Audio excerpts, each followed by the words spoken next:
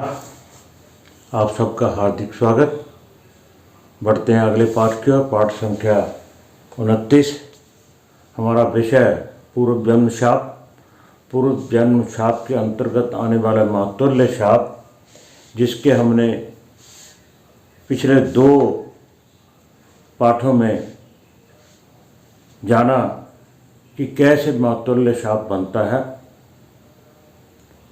अब उसके 4 श्लोक हैं। अब जो है ये सिर्फ 2 और 2 श्लोक हैं जिनके आधार पर हम मातुल्य शाप का जो है उपाय की बात करेंगे।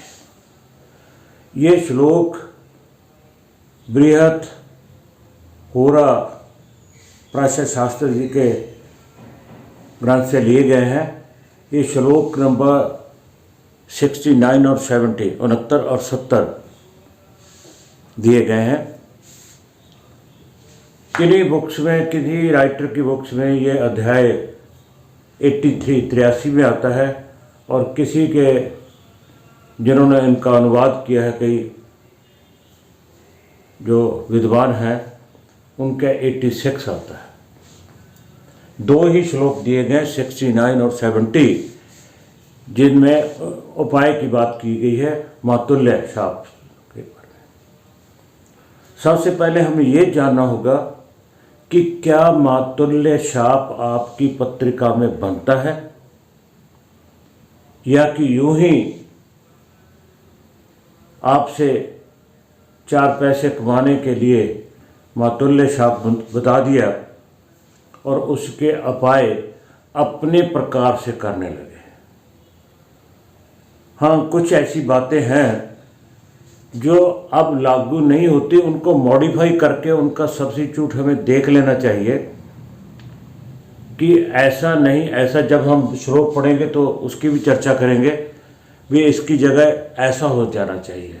पहले प्राचीन काल में ये बातें होती थी, अब उनकी ज़रूरत नहीं, उनकी जगह पे ये बात जो है हमें कर लेनी चाहिए।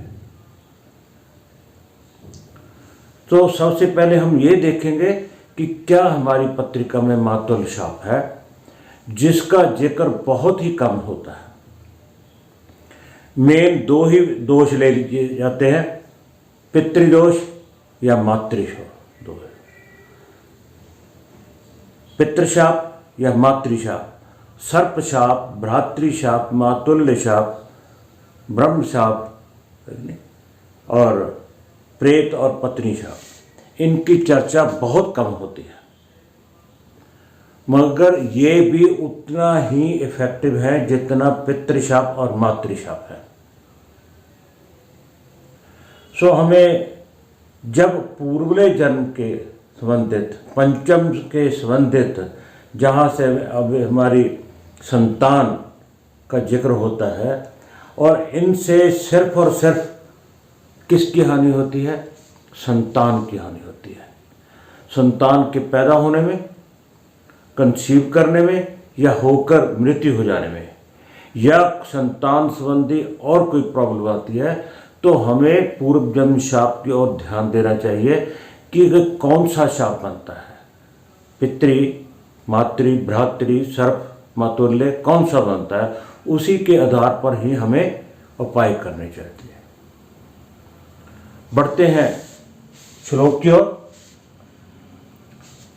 कहते हैं प्राचीन जी, तद दोष परिहार्थम, तद दोष परिहार्थम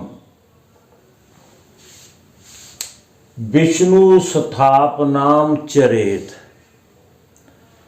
कहते हैं अगर आपको ये लगे, आपको दिखाई पड़े कि पत्रिका में मातुल्य शाप है, तो उसके उपाय के लिए, उसके परिहार्थ के लिए, तद दोष परिहार्थम, उस दोष के परिहार्थ के लिए विष्णु स्थापनाम चरेत, विष्णु जी की मूर्ति की स्थापना करनी चाहिए।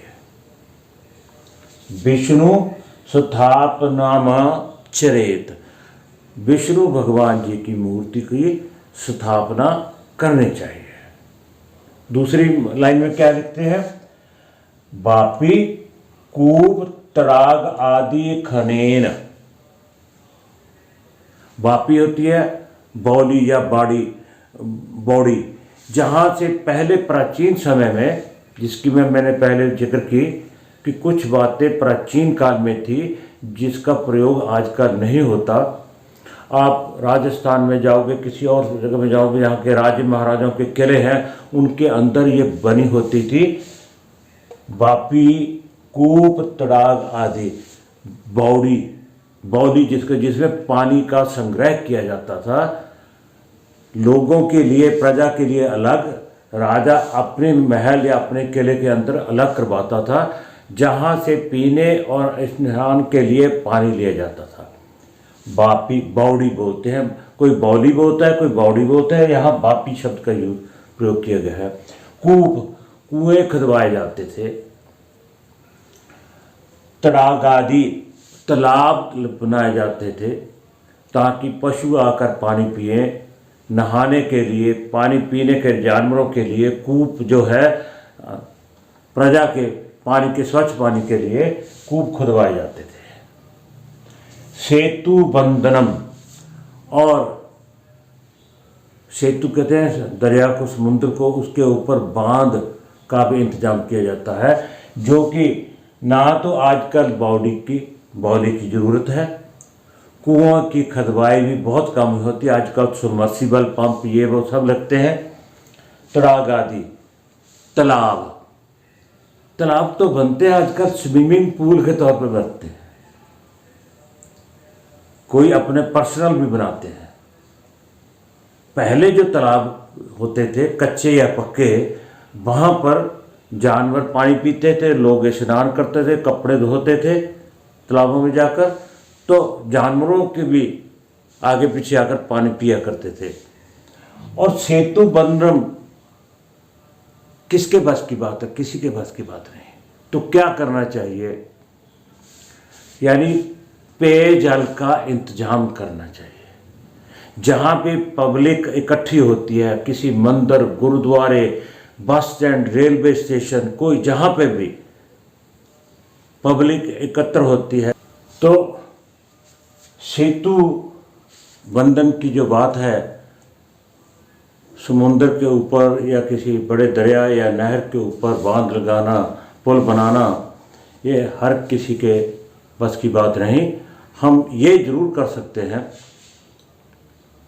कि सेतु के किनारे के पास कुछ ऐसी व्यवस्था कर दी जाए जहाँ पर पब्लिक आए और बैठे, कुदरत का जो आनंद लेने के लिए आए, तो आप उसके मुंह से आपके लिए दुआ निकले भी जिसने भी ये प्रबंध किया है भगवान उसे की वृद्धि करे।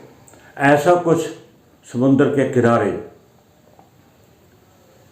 करना चाहिए, क्योंकि सेतु की जो ऊपर पुल या बांध की बात है वो किसी के एक के बस की बात नहीं। सो एक ही लाइन में सारा कुछ पराशर जी महाराज ने बता दिया, इसके अलावा ज़्यादा कुछ नहीं। मेन क्या है? पेयजल का, पीने वाले पानी का प्रबंध पब्लिक के लिए। जैसे गर्मियों के दिन में आजकल जैसे गर्मी हो गई है, बस स्टैंड पर, रेलवे स्टेशन पर, स्कूल के बाद किसी गुरुद्वारे, मंदिर के पास शीतल जल का प्रबंध किया जाए ताकि लोग पानी पी सकें, प्यासा ना रहे कोई। ऐसा करने से तद दोष परिहार्थम विष्णु स्थापनम चरेत। एक बात कही है उन्होंने कि विष्णु भगवान की मूर्ति की स्थापना करनी चाहिए, दोष के परिहार्थ करे। और दूसरा पेयजल का प्रबंध करना चाहिए। तीसरी है सेतु बंधन, जिसके आधार पर हम कह सकते हैं कि कुछ ना कुछ करवा देना चाहिए समुद्र के किनारे पे, ताकि लोग उस पर बैठ सकें, चाहे कोई बेंच है, चाहे कुछ और है, ऐसा कुछ करवा सकते हैं।